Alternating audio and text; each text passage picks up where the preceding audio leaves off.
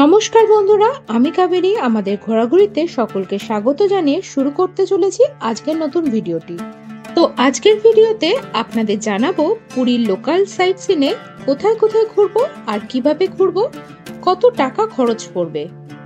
থাকবে সম্পূর্ণ ইনফরমেটিভ একটি ভিডিও, তাই ভিডিওটি স্কিপ না করে সম্পূর্ণ শেষ অবধি দেখতে থাকুন। আশা করি আপনাদের ভালো লাগবে। পুরীর স্বর্গদ্বার বীচ থেকে আপনারা প্রচুর টোটো অটো পেয়ে যাবেন যারা পুরীর লোকাল সাইট সিন করান। তারা আপনাদের 7টা থেকে 8টা জায়গা ঘুরে দেখাবে। অ্যাপ্রক্সিমেট ভাড়া লাগবে 700 থেকে 800 টাকা মতো। আর যদি আপনারা 3টে থেকে 4টি জায়গা ঘুরে দেখতে চান, সেক্ষেত্রে আপনাদের ভাড়া পড়বে 300 থেকে 400 টাকা মতো। আমার অটো চালকের নাম্বার ভিডিও ডেসক্রিপশনে দেওয়া রইল, চাইলে পুরীতে গিয়ে ওনার সঙ্গেও যোগাযোগ করে নিতে পারেন।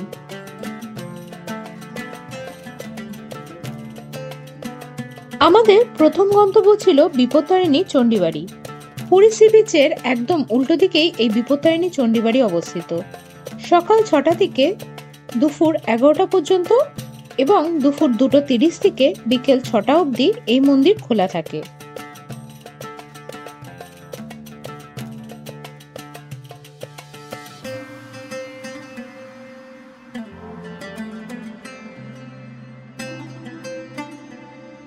এবার আমরা চলে এলাম শ্রী গৌরবিহার গুপ্ত বৃন্দাবনে, যেটি স্বর্গদ্বার বীচ থেকে 3 থেকে 4 কিলোমিটার দূরত্বে অবস্থিত। জায়গাটি সকাল 7টা থেকে বিকেল 5টা অবধি খোলা থাকে। এই জায়গাটিতে শ্রী চৈতন্যদেব এসে সাধনা করতেন যখন তিনি পুরীতে ছিলেন, এবং এই জায়গা যেখানে শ্রী চৈতন্যদেবের ভক্তিতে প্রভাবিত হয়ে শ্রীকৃষ্ণ তাকে বিশ্বরূপে দর্শন দিয়েছিলেন বলে কথিত আছে। শ্রীকৃষ্ণ ভগবানের নানান পৌরাণিক কাহিনী মডেলের আকারে এখানে সুসজ্জিত। সম্পূর্ণ গুপ্ত বৃন্দাবনটিতে শ্রী চৈতন্যদেব ও শ্রীকৃষ্ণ ভগবানের জীবনের নানান কাহিনী তুলে ধরা হয়েছে।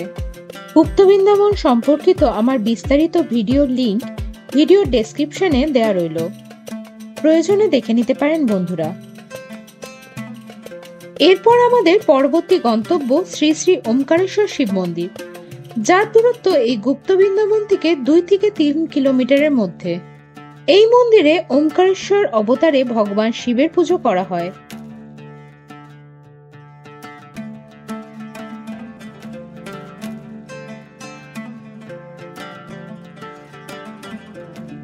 মন্দিরে এছাড়া রয়েছে মহালক্ষ্মী, নৃসিংহ, শিব পার্বতী, নাগদেবতা এবং পঞ্চমুখী হনুমানের মন্দির। মন্দিরের ভিতরে রয়েছে গোশালা। মন্দিরের দেওয়াল হিন্দু দেবী দেবতার ছবি দিয়ে সুসজ্জিত। মন্দিরের বিশেষ আকর্ষণ হলো এই মন্দিরের অভ্যন্তরে একটি হলের মধ্যে থাকা 108টি জ্যোতির্লিঙ্গ, যেখানে ভক্তরা পুজো করতে পারেন।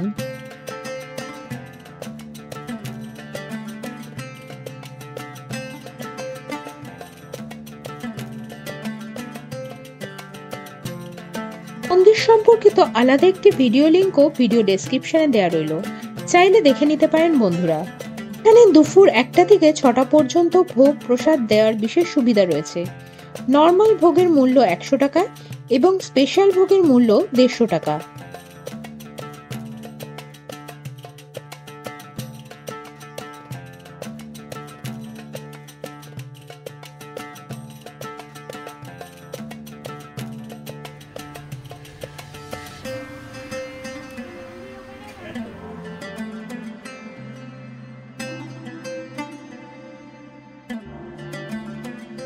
আমরা চলে এলাম বেরি হনুমান মন্দিরে। এখানে 5 টাকা করে টিকিট কেটে মন্দিরে প্রবেশ করতে হয়। মন্দিরের সামনে টিকিট কাউন্টার। মন্দিরের ভেতরে ছবি তোলা যায় না, তাই বাইরে থেকে কিছু ছবি আর ভিডিও তুলে নিলাম।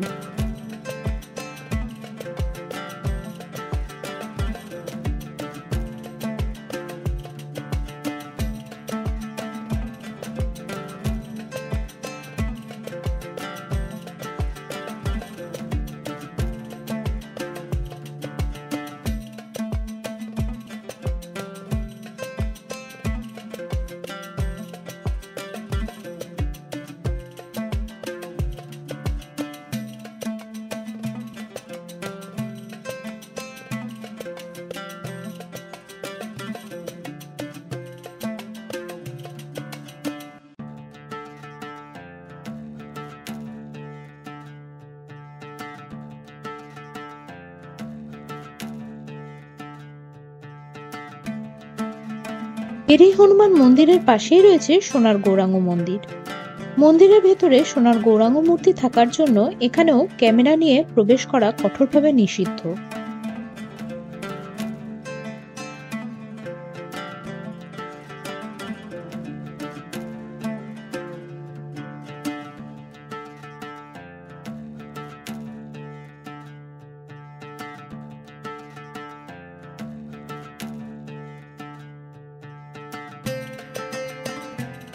এরপর আমরা সেম প্রিমিসেসেই দেখে নেব সুভদ্রা মন্দির।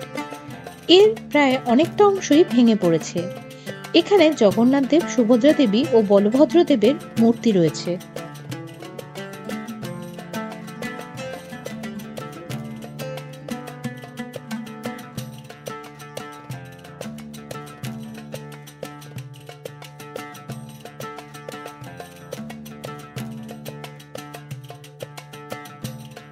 এরপর আমরা দেখতে দেখতে চলে এলাম নদিয়ার গৌরাঙ্গ মন্দিরে।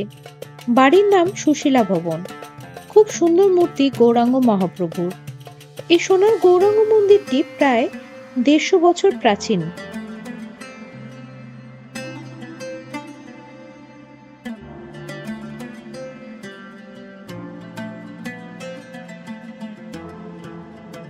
এরপর আমরা চলে এলাম নরেন্দ্র পোখারিতে, যাকে বলা হয় জগন্নাথ দেবের পিসির বাড়ি। নরেন্দ্র পোখারি বিশেষভাবে বিখ্যাত চন্দন যাত্রার জন্য।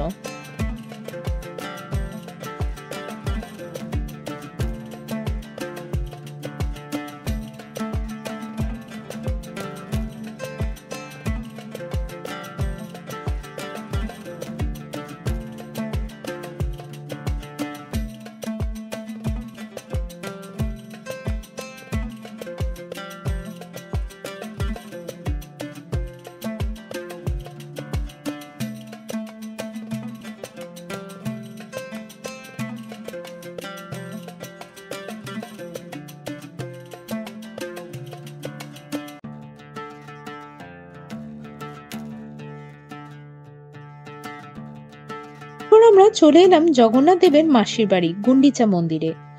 জগন্নাথ দেব তার মন্দির ত্যাগ করে রথের দিন এই রাস্তা ধরে 2 কিলোমিটার পথ অতিক্রম করে এই মাসির বাড়িতে এসে পৌঁছান এবং এখানে তিনি বেশ কিছুদিন কাটান। আবার তিনি মন্দিরে ফিরে যান নিজের গর্ভগৃহে। এটি জগন্নাথ দেবের সবচেয়ে প্রিয় স্থান, কারণ গর্ভগৃহ ত্যাগ করে 7 দিন তিনি এখানেই কাটান।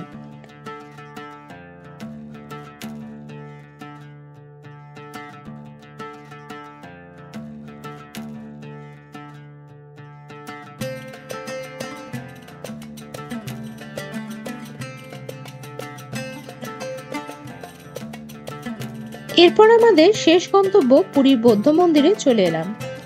পুরী স্টেশন থেকে মাত্র 2 কিলোমিটার দূরেই অবস্থিত এটি। এখানে সবাই বিভিন্ন মূর্তি নির্মাণের কাজে ব্যস্ত। খুবই সুন্দর শিল্পকার্য।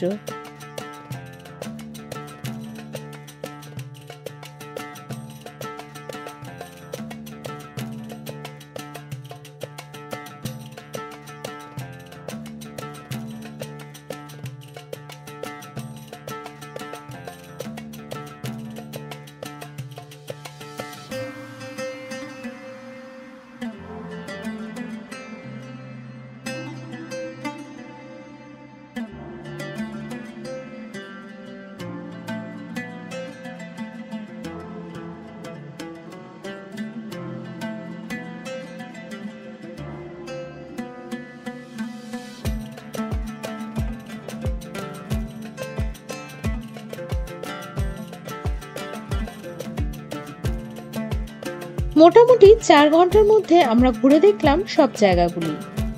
আমার তো বেশ ভালো লাগলো, তবে আপনাদের কেমন লাগলো তা অবশ্যই জানাতে ভুলবেন না কমেন্টসে। আর ভিডিওটি ভালো লাগলে অবশ্যই লাইক এবং শেয়ার করবেন। আর আমার চ্যানেলে নতুন বন্ধু হলে অবশ্যই চ্যানেলটি সাবস্ক্রাইব করে পাশে থাকবেন। তাহলে বন্ধুরা, দেখা হচ্ছে পরবর্তী কোনো নতুন ভিডিওতে। নমস্কার।